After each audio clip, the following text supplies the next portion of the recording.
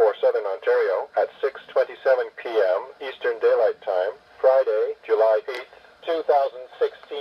A severe thunderstorm warning is issued for Barrie, Collingwood, Hillsdale. A severe thunderstorm warning is continued for Owen Sound, Blue Mountains, Northern Grey County, and Hanover, Dundalk, Southern Grey County. A severe thunderstorm watch is continued for Barrie, Collingwood, Hillsdale, Owen Sound, Blue Mountains, Northern Grey County, and Dufferin, Innisfil. A severe thunderstorm watch is continued for Hanover, Dundalk, Southern Grey County.